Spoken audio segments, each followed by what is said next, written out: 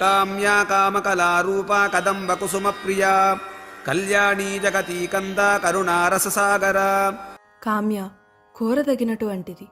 చిన్నవాటికి ఆశపడే స్థితి నుండి అనంతానంద మోక్ష స్థితి దాకా మన కోరికల స్థాయిని పెంచేది అమ్మవారే.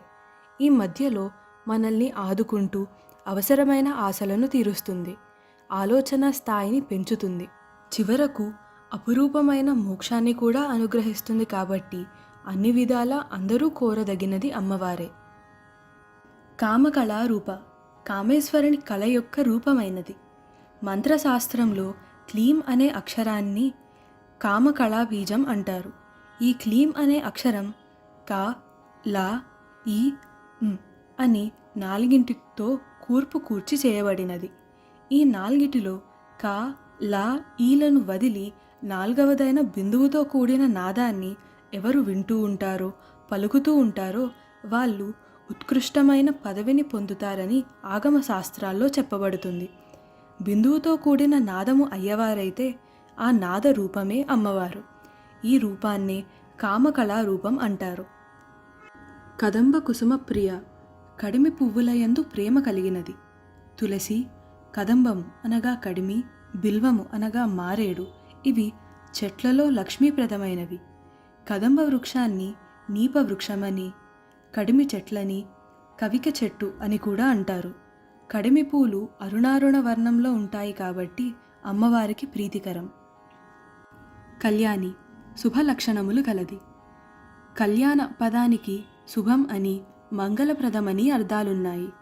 ఎప్పుడూ శుభలక్షణాలతో ఉండి ప్రతి ఇంటికి పెద్ద ముత్తైదువై మన జీవితాలలో శుభములను నింపునది అమ్మవారు కాబట్టి అమ్మవారు కళ్యాణి. మనలోంచి పుట్టే శుభప్రదమైన వాక్కులను కళ్యాణి వాక్కు అంటారు. పర, పశ్యంతి, మధ్యమ, వైఖరి అనే 4 స్థితులలో ఉండే వాక్కులకు పైన ఉన్నవాడి అనగా పరమాత్మ సంకల్పంతో కూడా సత్సంబంధం ఉంటే ఆ వాక్కు కళ్యాణి వాక్కు అవుతుంది. జగతీకంద జగత్తుకు మూలమైనటువంటిది. మొత్తం జగత్తుకు మూలం జగజ్జనని అయిన అమ్మవారే కాబట్టి అమ్మవారికి జగతీకంద అనే నామం వచ్చింది. సృష్టి సంకల్పము అయ్యవారిది, కానీ సృష్టి నిర్వహణ అమ్మవారిది. ఈ జగత్తులో ప్రతి ప్రాణియందు అమ్మవారు మాతృమూర్తిగా ఉంటుంది. కరుణారస సాగర దయా లక్షణానికి సముద్రము వంటిది. అమ్మవారు అనురాగవల్లి. ఆ అనుగ్రహానికి అవధులు లేవు. అవధులు అనగా ఒడ్డులు హద్దులు లేకుండా ఉండేదాన్ని సముద్రం అని అంటారు. కాబట్టి అమ్మవారు అనురాగానికి దయకు సముద్రం లాంటిది.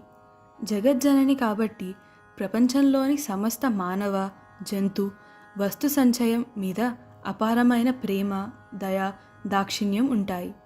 సా అగర సాగర అవుతుంది. గరము అంటే గరళం, అగరం అంటే అమృతం. కాబట్టి కరుణారస సాగర అంటే కరుణారస అమృత స్వరూపిణి అని ఇంకో అర్థం వస్తుంది. కామ్యా కామకళారూపా కదంబకుసుమప్రియా కళ్యాణీ జగతీ కందా కరుణారససాగరా.